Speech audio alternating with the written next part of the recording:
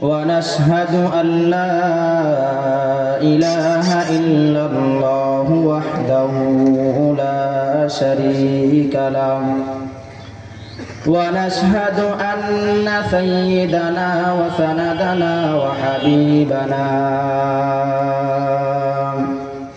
وحبيب ربنا وطبيب قلوبنا ومولانا محمدا عبده ورسوله صلى الله تعالى عليه وعلى آله وأصحابه وبارك وسلم تسليما كثيرا الذي أرسله الله تعالى بالحق بشيرا ونذيرا وداعيا إلى الله بإذنه وسراجا منيرا أما بعد فأعوذ بالله من الشيطان الرجيم بسم الله الرحمن الرحيم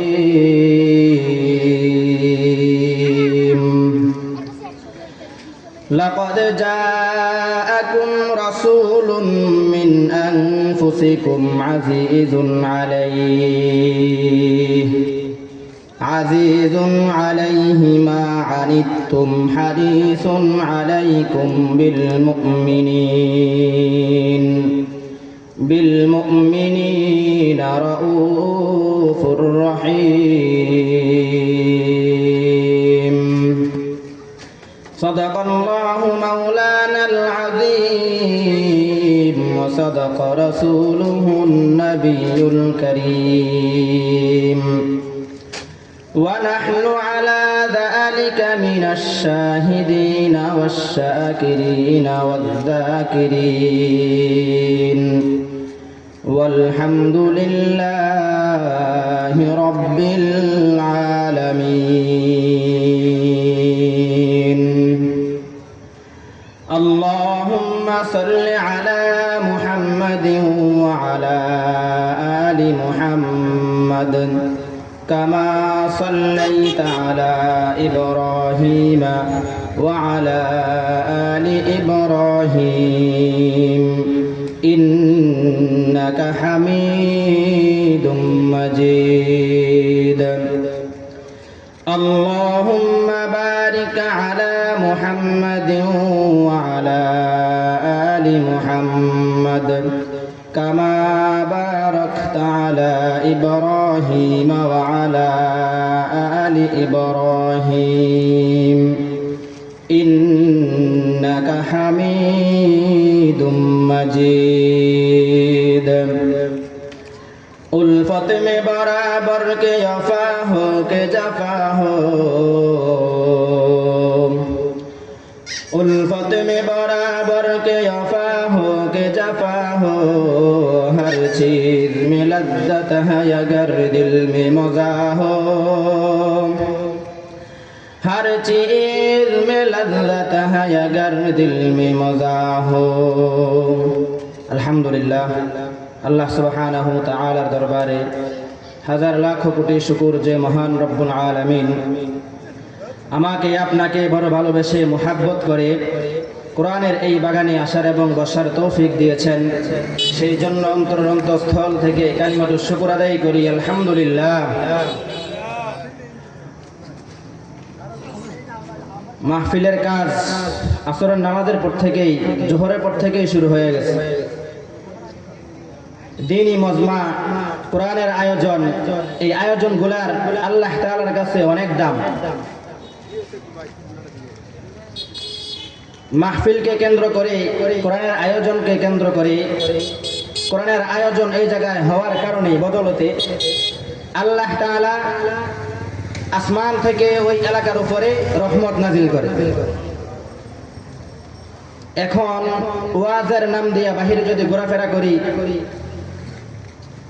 নিজেরার মাহফিল নিজেরাই যদি মাহফিলের মধ্যে এসে শরিক না হই, না বসি, নিজেরাই মাহফিলের সৌন্দর্য যদি রক্ষা না করি, তাহলে বাহির থেকে এসে মানুষ করবে না।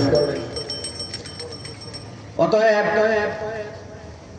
আমি আবারও বলতেছি, বাহিরে যারা এখনো ঘোরাফেরা করেন, মাহফিলের প্যান্ডেলের মধ্যে চলে আসি আমরা।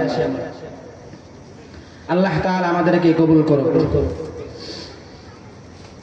মাহফিল যারা করেছেন, যারা সহযোগিতা করেছেন মাহফিলের জন্য, কোরআনের আয়োজন করার জন্য যারা ব্যবস্থা করেছেন, উদ্যোগ নিয়েছেন, আল্লাহ তাআলা কাল কিয়ামতের ময়দানে এই মাহফিলকে নাজাতের উসিলা বানায়া দেন। আমার আগে মাওলানা রেজাউল করিম সাহেব আলোচনা করছে রাসূলের মুহাব্বত, রাসূলের সুন্নাতের অনুসরণ করা। রাসূলের সুন্নাতের অনুসরণ কেন করব? রাসূলকে আল্লাহ তাআলা দুনিয়ার মধ্যে কেমন ভাবে প্রেরণ করছেন? কুল ইন কুনতুম তুহিব্বুনাল্লাহা ফাত্তাবিউনি ইউহিব্বুকুমুল্লাহ ওয়া ইয়াগফির লাকুম যুনুবাকুম ওয়াল্লাহু গফুরুর রহিম। আল্লাহ তাআলা আয়াতের মধ্যে বলেন, ও পয়গম্বর, আপনি আপনার উম্মতদেরকে জানায়া দেন, তারা যদি আমি আল্লাহ তাআলাকে ভালোবাসতে চায়, তারা যেন আপনি নবীকে ভালোবাসে, মুহাব্বত করে। যদি আপনি নবীকে তারা মুহাব্বত করে ভালোবাসে, তাহলে তাদের জন্য কি করা হবে? কুল ইন কুনতুম তুহিব্বুনাল্লাহ ফাত্তাবিউনি ইউহিব্বুকুমুল্লাহু ওয়া ইয়াগফির লাকুম যুনুবাকুম ওয়াল্লাহু গফুরুর রহিম। তাদেরকে ক্ষমা করে দেওয়া হবে। দুনিয়ার মধ্যে মানুষ যেই কাজে করে না কেন, দিন শেষে বা মৃত্যুর পর যখন দেখবে তার আমলনামা আল্লাহ তাআলা তার সামনে প্রকাশ করবে, ওইখানে যখন রাসূলের সুন্নত, রাসূলের আদর্শ না থাকে, তাহলে বলেন যেই ব্যক্তির জীবনে, যেই ব্যক্তির আদর্শে, ফ্যামিলির মধ্যে, নিজের ব্যক্তিগত জীবনের মধ্যে রাসূলের সুন্নত নাই, রাসূলের আদর্শ নাই, ওই ব্যক্তিরা কাল কিয়ামতের ময়দানে কিভাবে উঠবে আল্লাহ তাআলার সামনে? কারণ নবীজি দ্বীনের দাওয়াত যখন শুরু করছেন, এই যে আজকে কোরআনের আয়োজন করা হইতেছে, মানুষকে ডাকা হইতেছে, ইবাদত করো, বন্দেগী করো, রাসূলের সুন্নত মানো। রাসূল যখন এই দ্বীনের কাজগুলো করতেন, তখন রাসূল অনেক নির্যাতনের শিকার হয়ে কাজগুলো করতেন। কারণ রাসূলকে আল্লাহ তাআলা এমন এক সময় দুনিয়ার মধ্যে প্রেরণ করছেন, যেই সময় সারা দুনিয়াটা অন্ধকার ছিল, যেই যুগটাকে বলা হয় জাহিলিয়াতের যুগ, যেই যুগটাকে বলা হয় বর্বরতার যুগ। এমন এক যুগে রাসূল দুনিয়ার মধ্যে আসছেন, যেই যুগের মধ্যে যখন কোনো মেয়ে সন্তান জন্মগ্রহণ করত, ওই মেয়ে সন্তানকে ওই যুগের মানুষেরা জিন্দা মাটির নিচে দাফন করে ফেলত।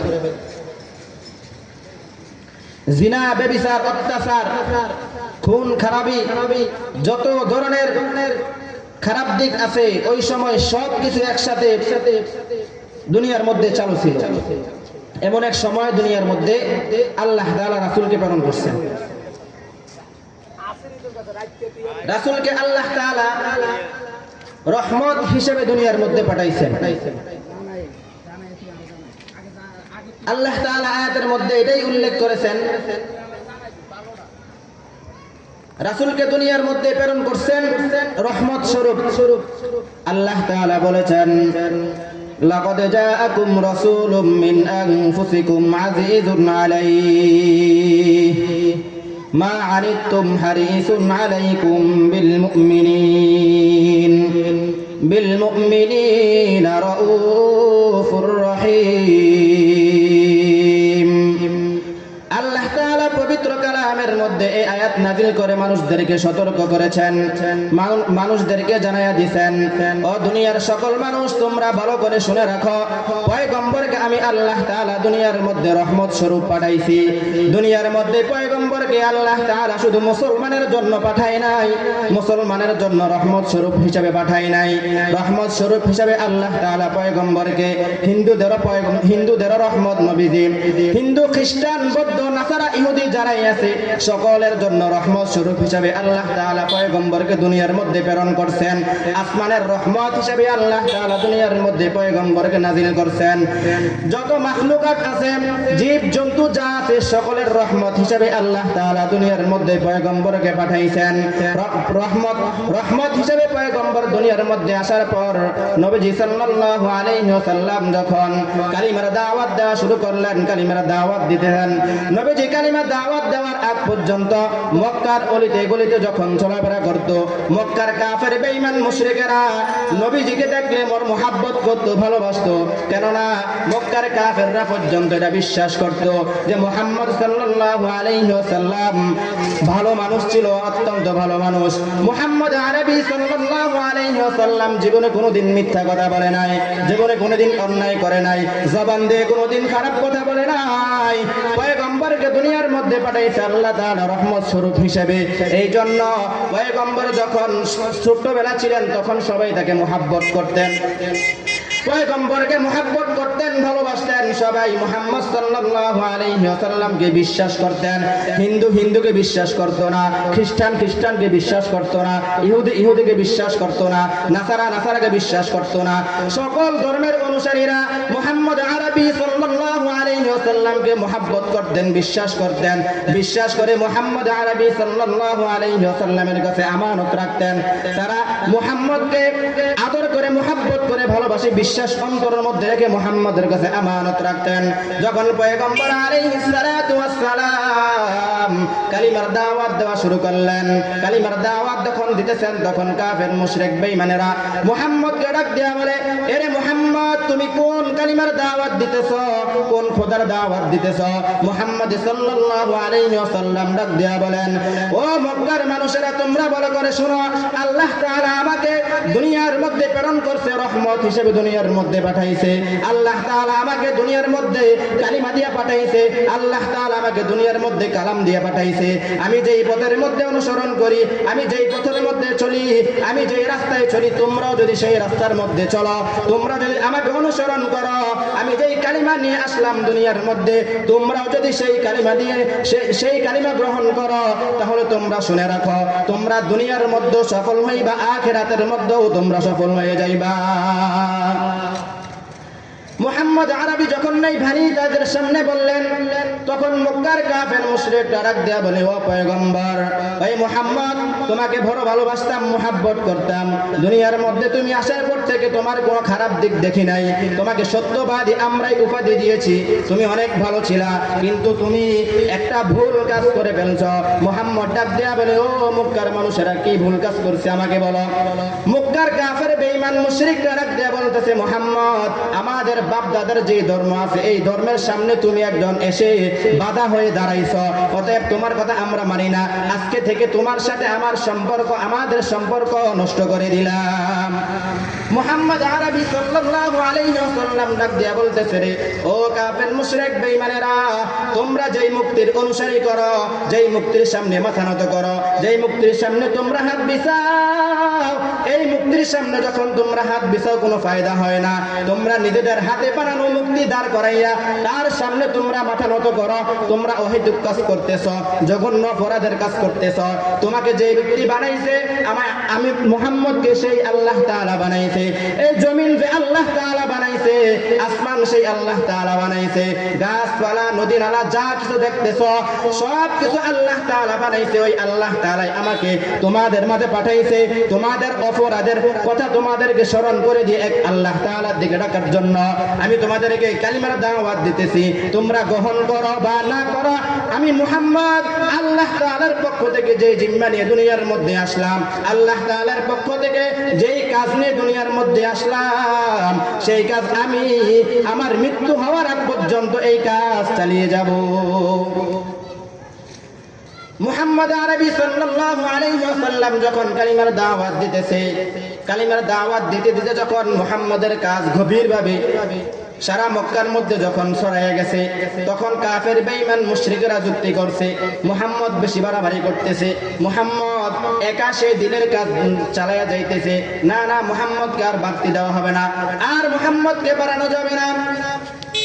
এই কথা বলে কাফের মুশরিকরা সিদ্ধান্ত নিল, কাফের মুশরিকরা সিদ্ধান্ত নিছে মুহাম্মদের এই কাজের মধ্যে বাধা দিতে হবে, মুহাম্মদকে আর দুনিয়ার মধ্যে রাখা যাবে না, মুহাম্মদকে মানুষের সামনে পাগল বলে উপহার দিতে হবে, সবার সামনে মুহাম্মদকে পাগল বানাইয়া দিতে হবে। নবীজি সাল্লাল্লাহু আলাইহি ওয়াসাল্লাম যখন কালিমার দাওয়াত দেয়, কাফের বেঈমান মুশরিকরা মুহাম্মদের কথা তো মানে না, উল্টা তাদের বিরুদ্ধে করে, উল্টা নবীজির বিরুদ্ধে মাঠে নেমে গেছে। মুহাম্মদ আর কালিমার দাওয়াত দিতে পারবে না, কোরআনের দাওয়াত দিতে পারবে না, মুহাম্মদ মানুষদেরকে আমাদের ধর্ম থেকে তার ধর্মের মধ্যে নিতে পারবে না। মুহাম্মদ আরবি সাল্লাল্লাহু আলাইহি ওয়াসাল্লাম আল্লাহর পক্ষ থেকে পাঠানো নবী রাসূল, তিনি তার কাজ চালায়া যাইতেছেন। এক সময় কাফের বেঈমান মুশরিকরা মুহাম্মদের উপর আক্রমণ শুরু করে দিয়েছে, আঘাত শুরু করছে, নির্যাতন জুলুম যত প্রকার আছে মুহাম্মদের উপর শুরু করে দিয়েছে। অথচ আজকে আমরা যখন দিনের দাওয়াত দেই, কালিমার দাওয়াত দেই, আমরা নির্যাতনের শিকার হইতে হয় না, জুলুমের শিকার হইতে হয় না।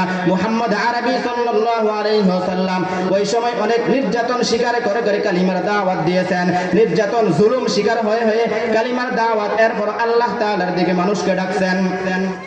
মুহাম্মদ সাল্লাল্লাহু আলাইহি ওয়াসাল্লামের উপর যখন কাফের মুশরিকরা আক্রমণ করে, মুহাম্মদ আরবি সাল্লাল্লাহু আলাইহি ওয়াসাল্লামের উপর যখন ইহুদি নাসারারা আক্রমণ করতেছে, তখন এক পর্যায়ে মুহাম্মদ আরবি সাল্লাল্লাহু আলাইহি ওয়াসাল্লামের মাথার মধ্যে লোহার শিক ঢুকাইয়া দিয়েছে।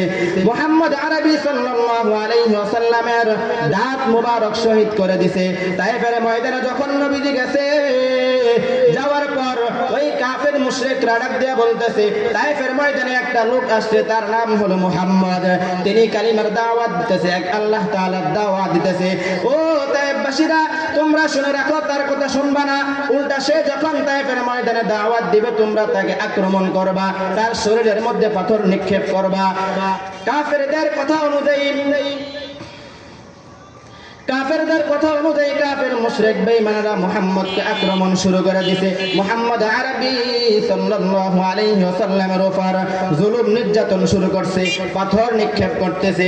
হাদিসের কিতাবের মধ্যে লেখে, পাথরগুলো যখন নবীজির শরীরের মধ্যে পড়ে, প্রত্যেকটা পাথরের জায়গা ছিদ্র হইয়া নবীজির শরীরের মধ্যে ঢুকে যায়, আর ওই ছিদ্র দিয়ে রক্ত বাহির হইতে থাকে, জমিনের মধ্যে পড়তে থাকে। একটা সময় রক্ত বাহির হইতে হইতে পয়গম্বর আলাইহিস সালাতু ওয়াস সালাম জমিনের মধ্যে পড়ে গেছেন। পয়গম্বর আলাইহিস সালাতু ওয়াস সালাম যখন জমিনের মধ্যে পড়ে গেছেন, তখন জমিন আল্লাহ তাআলাকে ডাক দিয়া বলে, রে আল্লাহ, তুমি তো আকাশের মধ্যে বসে বসে সব দেখতেছো, তোমার পয়গম্বরকে রক্তাক্ত করে ফেলছে, জমিনের মধ্যে শুয়ে আছে, আল্লাহ আমাদের আর সহ্য হইতেছে না। জমিন আল্লাহ তাআলাকে ডাক দিয়া বলে, রে আল্লাহ, একবার শুধু অনুমতি দেন, একবার অনুমতি দেন, এই তায়েফের ময়দানে যত ইহুদি নাসরা মুশরিক আছে সবগুলারে আমি মাটি ধ্বংস করে দিব। আল্লাহ তাআলা ডাক দিয়া বলে, রে জমিন, একটু ধৈর্য ধারণ করো। আকাশ আল্লাহ তাআলাকে ডাক দিয়া বলে, রে আল্লাহ, আমাকে একবার শুধু অনুমতি দেন, একবার অনুমতি দেন, আমি আকাশ থেকে গজব নাযিল করে ওই মানুষদেরকে ধ্বংস করে দিব। এমন এভাবে গাছপালা, নদী নালা সবাই নবীজির জন্য কান্না করতেছেন। এমন সময় রব্বুল আলামিন ডাক দিয়ে বলে, রে ও জমিন, ধৈর্য ধরো, দেখি আমার বন্ধু মুহাম্মদ আরবি সাল্লাল্লাহু আলাইহি ওয়াসাল্লাম কি বলে। আল্লাহ তাআলা জিবরাইলকে নবীজির কাছে পাঠাইছেন।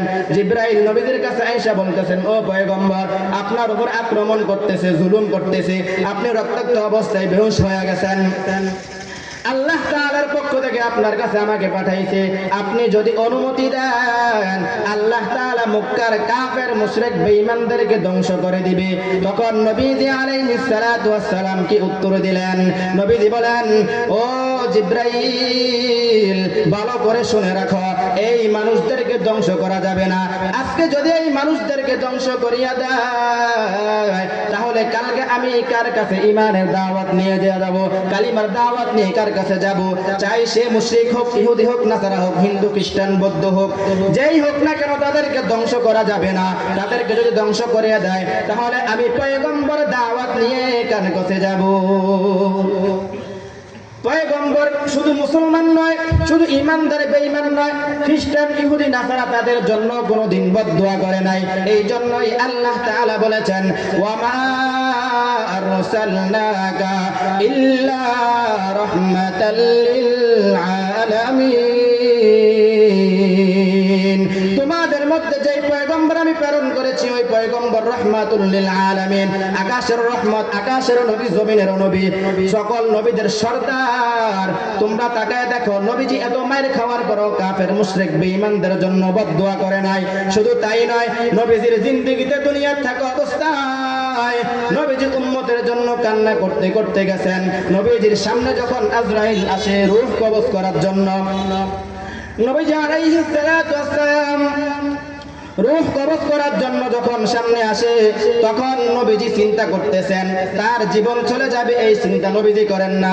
তখন নবীজি বিছানার মধ্যে শুয়ে চিন্তা করতেছেন, আজকে যদি আমি দুনিয়া থেকে চলে যাই, তাহলে আমার উম্মতদের কি অবস্থা হবে, আমার উম্মতের কি অবস্থা হবে।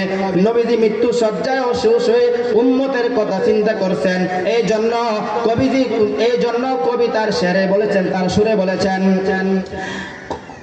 এই জন্য কবি ইকবাল তার শেরের কিতাবের মধ্যে বলেছেন, নবীজি মৃত্যুর সময় যখন উম্মতের চিন্তা করতেছেন, তখন ফেরেশতারা আল্লাহ তাআলাকে ডাক দিয়া বলে, ও আল্লাহ, তাকায়া দেখো কোন পয়গম্বর তুমি দুনিয়ার মধ্যে নাযিল করছো। এই পয়গম্বর মৃত্যুর সময় যখন হয়ে গেছে, এরপরও তার উম্মতদেরকে বলে নাই। শুধু তাই নয়, নবীজি আলাইহিস সালাতু ওয়াস সালাম যখন মৃত্যুবরণ করলেন, দুনিয়া যখন কিয়ামত হয়ে যাবে, কিয়ামত, দুনিয়া যখন সবাই মরে যাবে, কিয়ামত যখন হয়ে যাবে, হাসরের ময়দানে যখন সকল মানুষরা উঠবে, হাসরের মাঠ থাকবে কঠিন ভয়াবহ অবস্থা, জাহান্নামের অবস্থা থাকবে বড় কঠিন, জাহান্নামের অবস্থা বড় কঠিন থাকবে। জাহান্নামের আগুন অনেক জাহান্নামের আগুনের মধ্যে অনেক তাপ বেড়ে যাবে। জাহান্নাম আল্লাহ তাআলাকে ডাক দেয়, বলবে, আল্লাহ, বিচারের কাজ শেষ করেন, বিচারের কাজ শেষ করে যারা জাহান্নামে যাবে জাহান্নামের মধ্যে দিয়া দেন, যারা জান্নাতে যাবে জান্নাতের মধ্যে দিয়া দেন। ওই কিয়ামতের কঠিন ময়দানের সময় সকল নবী রাসূলরা পর্যন্ত ইয়া নাফসি ইয়া নাফসি বলতে থাকবে। সকল নবী রাসূলরা পর্যন্ত তার অন্যায়ের জন্য আল্লাহ তাআলার কাছে মাথা নত করবে। তখন কিয়ামতের ময়দান, সকল উম্মতেরা পেরেশান, সকল নবীরা পর্যন্ত পেরেশান থাকবে। মানুষগুলা সবাই মিলে আদম নবীর কাছে যাবে, গিয়া বলবে, ও নবী, আপনি তো আমাদের পিতা, আপনি আমাদেরকে সহযোগিতা করেন। আজকে কিয়ামতের ময়দান বড় কঠিন, আজকে আপনি সহযোগিতা করা ছাড়া আর কোনো উপায় নাই।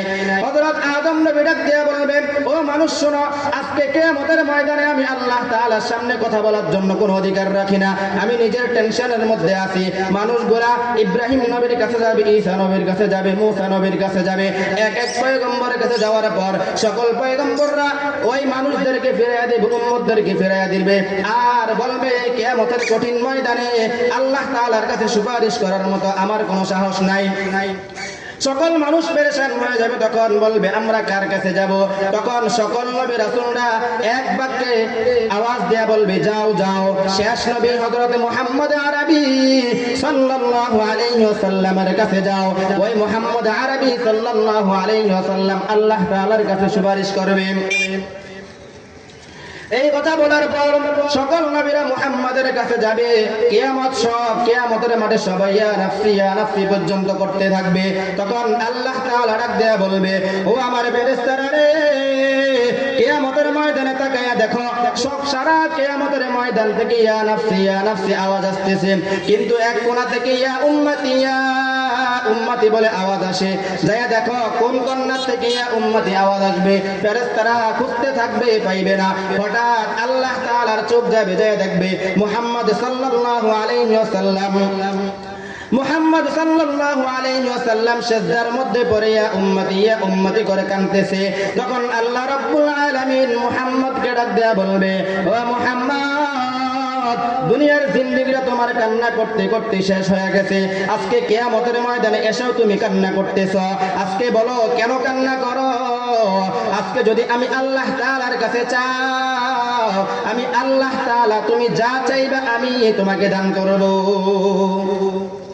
নবীজি আলাইহিস সালাতু ওয়াস সালাম আল্লাহ তাআলার কাছে বলবে, ও আল্লাহ আমি আর কিচ্ছু চাই না, আমার উম্মতদের চিন্তা করতেছি, ইয়া উম্মতি ইয়া উম্মতি। আজকে এই কঠিন সময় আমার উম্মতেরা কোথায় যাবে, আমার উম্মতের কি অবস্থা হবে? আল্লাহ তাআলা ডাক দিয়া বলে, রে পয়গম্বর, ওই কিয়ামতের ময়দানের দিকে তাকান, কিয়ামতের ময়দানের দিকে তাকায়া দেখেন আপনার উম্মতের কলবের মধ্যে শস্য পরিমাণ ঈমান যার কলবের মধ্যে আছে, ওই সমস্ত উম্মতদেরকে আপনি জান্নাতের মধ্যে দিয়ে দেন। এই কথা বলার সঙ্গে সঙ্গে আমাদের নবীর উম্মতদের মধ্য থেকে অর্ধেক উম্মত জান্নাতের মধ্যে চলে যাবে, আর অর্ধেক উম্মত বাকি থাকবে। নবীজি আলাইহিস সালাতু ওয়াস সালাম আবারও সিজদার মধ্যে পড়ে যাবেন, সিজদার মধ্যে পড়ে ইয়া উম্মতি ইয়া উম্মতি বলতে থাকবেন। এমন সময় আল্লাহ তাআলা আবার ডাক দিয়ে বলে, ও পয়গম্বর আপনি আবার কেন কান্না শুরু করে দিয়েছেন? নবীজি ডাক দিয়ে বলবে, আল্লাহ অর্ধেক উম্মত জান্নাতের মধ্যে গেছে আর অর্ধেক উম্মত বাহিরে আছে। আল্লাহ তাআলা ডাক দিয়ে বলবে, এরে আমার বন্ধু, কিয়ামতের ময়দানে আপনি তাকায়া দেখেন আপনার উম্মতের কলবের মধ্যে আধা শস্য পরিমাণ ঈমান যেই উম্মতের কলবের মধ্যে আছে, ওই উম্মতদেরকে আপনি যাচাই করে করে জান্নাতের মধ্যে দিয়ে দেন। আরো অর্ধেক উম্মত জান্নাতের মধ্যে চলে যাবে, আরো কিছু উম্মত বাকি থাকবে। নবীজি আলাইহিস সালাতু ওয়াস সালাম আবার সিজদার মধ্যে পড়ে যাবেন, সিজদার মধ্যে পড়ে আবারও কান্না শুরু করে দিবেন, ইয়া উম্মতি ইয়া উম্মতি, আজকে আমার উম্মতের কি অবস্থা হবে? তখন আল্লাহ তাআলা ডাক দিয়ে বলে, ও নবী আপনি মাথা উঠান, কিয়ামতের ময়দানে তাকায় দেখেন আপনার উম্মতের কলবের মধ্যে যাররা পরিমাণ ঈমান যার কলবের মধ্যে আছে, ওই সমস্ত সকল উম্মতদেরকে নিয়ে আপনি জান্নাতে চলে যান। আমি আল্লাহ তাআলা আপনাকে আজকে কিয়ামতের ময়দানে বাধা দিব না। নবীজিকে আল্লাহ তাআলা রহমত বানিয়ে দুনিয়ার মধ্যে পাঠাইছেন, আখিরাতেও আল্লাহ নবীজি আমাদেরকে ভুলবেন না, আখিরাতেও নবীজি আমাদের টেনশন করবেন, আমাদের চিন্তা করবেন। নবীজি আলাইহিস সালাতু ওয়াস সালাম আমাদেরকে দায়িত্ব দিয়ে গেছেন। নবীজি আলাইহিস সালাতু ওয়াস সালাম আমাদের জন্য সবে মেরাজের রাতে যখন নবীজি আলাইহিস সালাতু ওয়াস সালাম আল্লাহ তাআলার কাছে গেছেন, আল্লাহ তাআলার পক্ষ থেকে কিছু হাদিয়া নিয়ে আসছেন। এর মধ্যে একটা হলো নামাজ, 5 ওয়াক্ত নামাজ নবীজি আলাইহিস সালাতু ওয়াস সালাম আমাদের জন্য নিয়ে আসছেন। আমাদের জন্য 5 ওয়াক্ত নামাজ নিয়ে আসলেন। আল্লাহ তাআলা প্রথমে 50 ওয়াক্ত নামাজ নবীজিকে দান করছিলেন, তখন 50 ওয়াক্ত থেকে কমাইতে কমাইতে নবীজি আলাইহিস সালাতু ওয়াস সালাম 5 ওয়াক্ত নামাজ দুনিয়ার মধ্যে নিয়ে আসলেন। নবীজি যখন 5 ওয়াক্ত নামাজ নিয়ে দুনিয়ার মধ্যে আসে, তখন আল্লাহ তাআলা পয়গম্বরকে ডাক দিয়া বলেন, ও পয়গম্বর আপনি দুনিয়ার মধ্যে যাইতেছেন, আমি আল্লাহ তাআলা আপনাকে 50 ওয়াক্ত নামাজ দিয়েছিলাম, আপনি কমাইতে কমাইতে 5 ওয়াক্ত নামাজ নিয়ে দুনিয়ার মধ্যে যাইতেছেন। যান যান আপনি দুনিয়ার মধ্যে যাই আপনার উম্মতদেরকে সংবাদ দিয়ে দিয়েন, আপনি দুনিয়ার মধ্যে যাবেন আপনার উম্মতদেরকে বলে দিবেন তারা যদি দৈনিক 5 ওয়াক্ত নামাজ সময় মতো জামাতের সাথে আদায় করে, আমি আল্লাহ তাআলা তাদের আমল নামায় 5 ওয়াক্ত নামাজের বিনিময়ে 50 ওয়াক্ত নামাজের সওয়াব লিখে দিব। এই জন্য আল্লাহ তাআলা নবীজিকে আমাদের কাছে পাঠাইছেন রহমত স্বরূপ হিসেবে। আল্লাহ তাআলা নিজেই বলেছেন, তোমাদের মাঝে যে নবী পাঠাইছি, তোমাদের মাঝে যে রাসূল পাঠাইলাম, এই নবী হলো রহমত, এই নবী হইল রহমত, রহমতের নবী, নূরের নবী। আল্লাহ তাআলা বলেছেন, লাকাদ জাআকুম রাসূলুম মিন আনফুসিকুম আজিজুন আলাইহি মা আনিতুম হারিসুন আলাইকুম বিল মুমিনিন রাউফুর রহিম। নবীজির সাথে জান্নাতের মধ্যে যাইতে হয়, তাহলে নবীজির সুন্নতকে আঁকড়ে ধরতে হবে, নবীজির আদর্শকে ভালোবাসতে হবে, নবীজির আদর্শ দিয়ে জীবন সাজাইতে হবে। অথচ আজকে নবীজির সুন্নত কোথায়, আমরা কোথায়, কোনো লাইন পাওয়া যায় না। নবীজির সুন্নত একদিকে, আমরা আরেক দিকে। এই জন্য বলেছেন, তু কুজা ওয়া সুন্নতে আহমদ কুজা, তু কুজা ওয়া সুন্নতে আহমদ কুজা বা মুহাম্মদ কাইবু আদনা नस्बत तुरा कर शैता मिकुनी नामत वली गरवली इला नस्ताय बरवली हम सिरात मुस्तफा हम सिरात मुस्तफा আল্লাহ তাআলা নবীজিকে দুনিয়ার মধ্যে পাঠিয়ে কিছু কাজ দিয়েছেন। এই নবীজি দুনিয়ার মধ্যে আসার পর আমাদের জন্য কিছু কাজ দিয়েছেন। নবীজি বলেছেন, তোমরা যদি দুইটা জিনিসকে আঁকড়ে ধরো, এক নাম্বার হইল কোরআন, আরেক হইল আমার সুন্নাত, আমার আদর্শ। এই দুইটা জিনিস যদি তোমরা দুনিয়ার মধ্যে আঁকড়ে ধরতে পারো, তাহলে কাল কিয়ামতের ময়দানে আমির পয়গম্বরের সাথে তোমরা জান্নাতের মধ্যে যাইবা। দুনিয়ার মধ্যে বিপদগ্রস্ত হইবা না, দুনিয়ার মধ্যে জুলুমের শিকার হইবা না, নির্যাতনের শিকার হইবা না, অত্যাচারের শিকার হইবা না। অথচ আজকে সারা দুনিয়ার মধ্যে মুসলমানরা নির্যাতিত, মার খাচ্ছে জায়গায় জায়গায়। কেন? একমাত্র কারণ আমরা কোরআন থেকে দূরে সরে গেছি, রাসূলের সুন্নাত, রাসূলের আদর্শকে আমরা ছেড়ে দিয়েছি। নবীজির কথা, নবীজি বলেছেন, তোমরা যদি আমার সুন্নতকে আঁকড়ে ধরো আর কোরআনকে আঁকড়ে ধরো, তাহলে তোমরা কখনো পথভ্রষ্ট হবে না। এবার চিন্তা করেন, আমরা কি নবীজির সুন্নতকে আঁকড়ে ধরতে পেরেছি?